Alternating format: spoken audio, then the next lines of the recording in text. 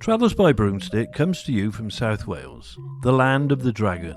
Oh, and sheep. We got lots of sheep. Welcome to all you good people out there in podcast land. So, let's get the broomstick out the garage, and off we go.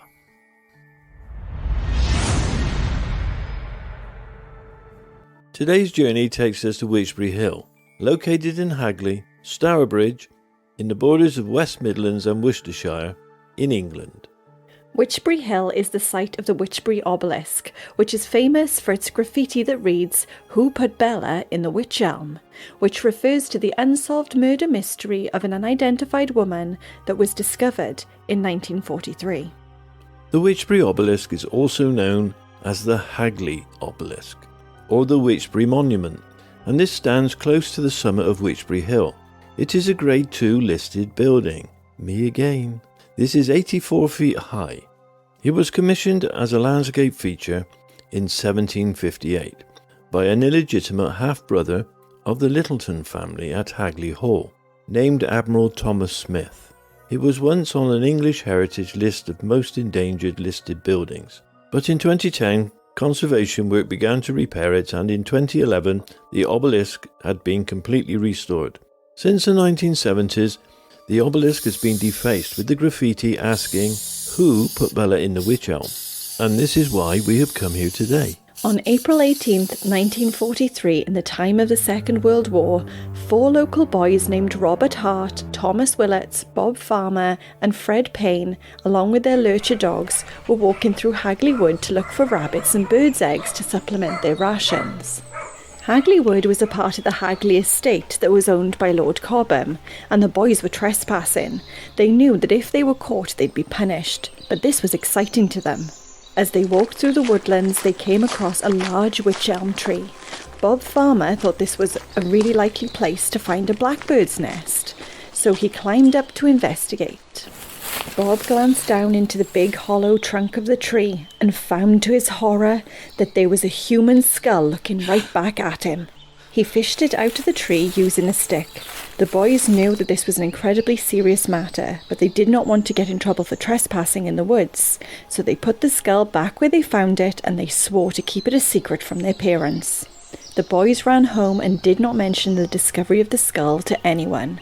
However, as time passed, Thomas Willets began to feel incredibly uneasy about what he had witnessed.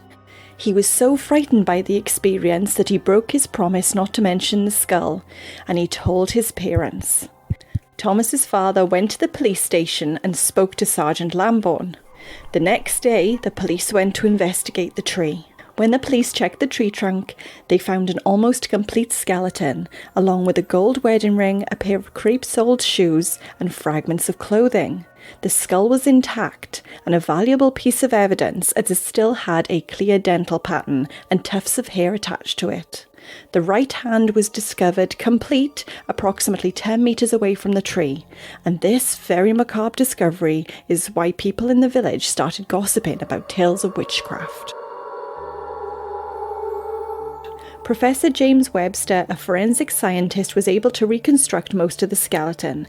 He thought that she had been dead for about 18 months to 2 years, placing her death in or before October 1941. He said that the skeleton was a female, about 5 feet tall, who had previously given birth to a child. Her teeth had a distinctive formation, the front incisors were crossed, and she had a tooth extraction around 12 months before her murder.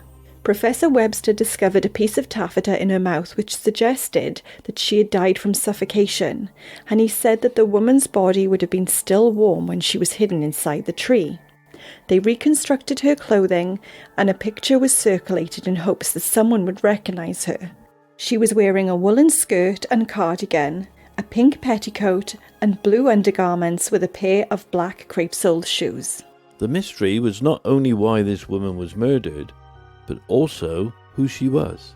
The police were confident that dental records would indeed identify the woman, but after interviewing various dentists in the area, this was not to be the case. The clothing did not aid in discovering her identity, as all the labels had been cut off and removed from her garments. There were so many women that had been reported missing during the Second World War, and the team cross-referenced the details they had with the reports of missing persons throughout the region, but none of these seemed to match the evidence, and the case was going cold. In 1944, there was a strong development in the case. The words, "Who put Bella in the wych elm, Hagley Wood," was found chalked in letters that were 4 inches high along a wall in Upper Dean Street in Birmingham. This message appeared in many places, such as bridges, walls, all over the Black Country area. The police searched again for anyone with the name Bella, Clarabella, Isabella, Lou Bella, and so on, as they thought that the messages may have been a clue to her identity, and wondered if someone had returned to the area who knew who she was. But again, the police had no luck. There were many theories. One was that Bella had been a victim of a black magic ritual. In 1945, another unsolved murder was reported that took place in the area near the Rollright Stones. Charles Walton had been pinned down by his own pitchfork, and anthropologist Professor Margaret Murray was called for advice, as she was an expert on black magic. Dr. Margaret Murray had inquired if there were any other killings in the area that were unusual, and the police had told her about Bella. Dr. Margaret Murray said that Bella's murder could indeed be connected to witchcraft. She explained that Bella's hand could have been severed from her arm in an occult ritual known as the Hand of Glory. The Hand of Glory is a dried pickled hand of a criminal that has been hanged or gibbeted, taken at the dead of night, combined with a candle made from the fat of the corpse of the same criminal. Once lit, the Hand of Glory would have rendered motionless all persons to whom it was presented. It also had the power to unlock any door, to protect its owner from evil spirits, or keep those in the household asleep so that thieves could easily enter a home and steal all the valuables. Although the police believed that the bones of Bella had been scattered by animals such as foxes and not used as a Hand of Glory. Dr. Margaret Murray also explained that Bella could have been executed for a crime against her coven. She told that a spirit of a dead witch could be prevented from rising from the dead or from causing any more harm by being imprisoned inside a tree. It was said that witches' covens do meet around the area where Bella was killed, and Bella may indeed have been a witch. Many of the villagers would not walk near the woods after dark. It was known to be a haunted place, and even Lord Cobham, who owned the estate, said that he would not walk in his woods at night. In November 1953, the story of Bella was once again printed in the newspaper. Columnist Wilfred Byford Jones of the Wolverhampton Express asked anyone that had any information about the case to come forward, and he received a letter from a woman who called herself Anna of Claverley. In the letter, she wrote, "Finish your articles regarding the Wych Elm crime. They are interesting to your readers, but you will never solve the mystery. The one person who could give you the answer is now beyond the jurisdiction of earthly courts. The affair is closed and involves no witches, black magic, or moonlit rites. The only clues I can give you are that the persons responsible for the crime died insane in 1942 and the victim was Dutch and arrived illegally in England in 1941. This letter was sent to the police, and on the night of December 4th, 1953, she met with Wilfred Byford Jones and a policeman and explained that her real name was Una Ella Hainsworth. She told them that in 1932 she'd been married to Jack Mossop, who worked in an aircraft factory. In 1940, a man named Van Raalte visited their home in Kenilworth, and Una believed that he was Dutch. He had lots of money to spend. And after spending some time with him, Jack began to spend lots of money too. In late April 1941, Jack came home to Una noticeably white and looking very shaken and scared. He went on to tell Una that he had been to the Littleton Arms with Van Raalte and the Dutch piece. They got into an argument. Van Raalte told Jack to get in the driving seat of his car, and Van Raalte and the Dutch woman got in the back. Suddenly, the Dutch woman fell silent and fell forward. Jack said to Van Raalte that she had passed out, and Van Raalte told Jack to keep driving and told him where to drive. They soon ended up in Hagley Wood. Here, Jack was made to help carry the woman's body into the woods and helped to place her in the hollow wych elm tree. Van Raalte told Jack that she would come to her senses the next morning, but after this he did not know where Van Raalte went, as he never saw him again.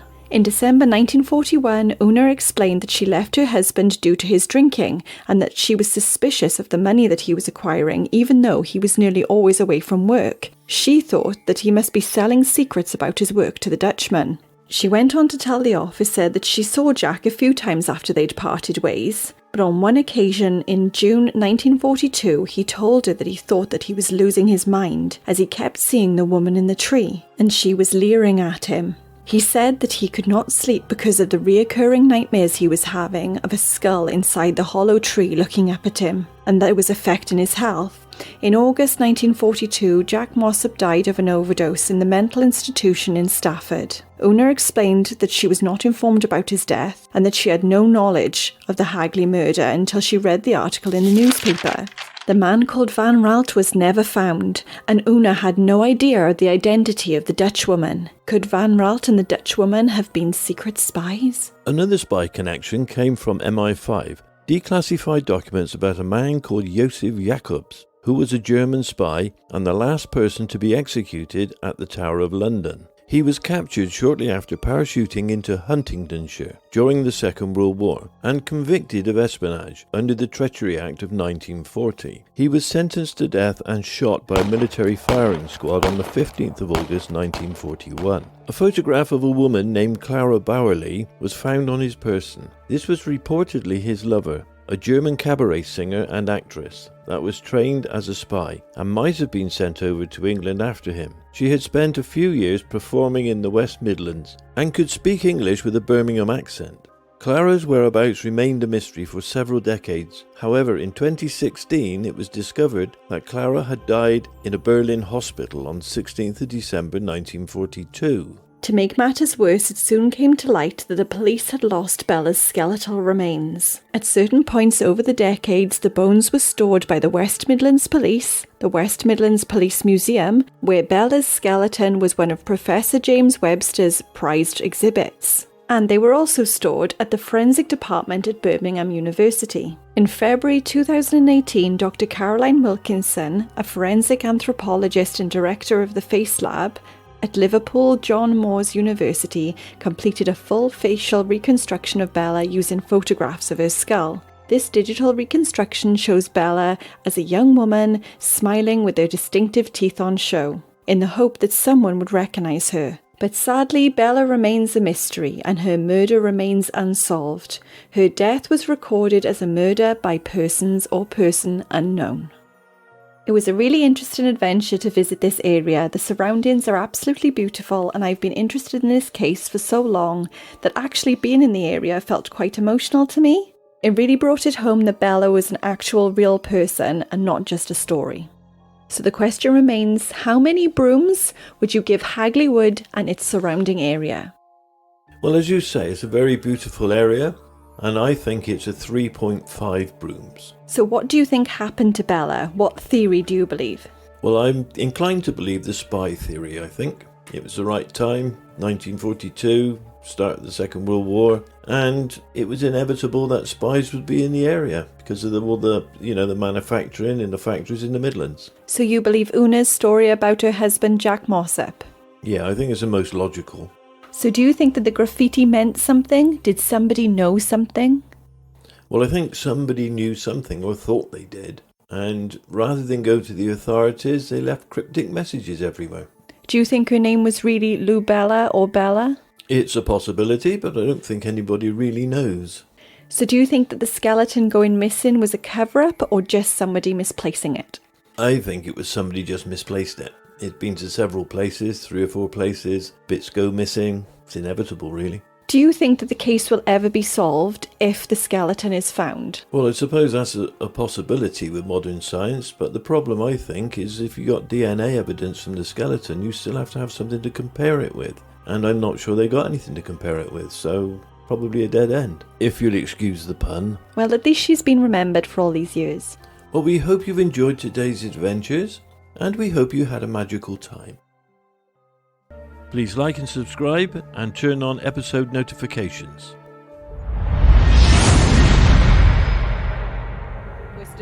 Worcestershire sauce. Worcestershire. Roy's sister Cherie sauce. Who sauce? What's that here sauce? What's that here sauce?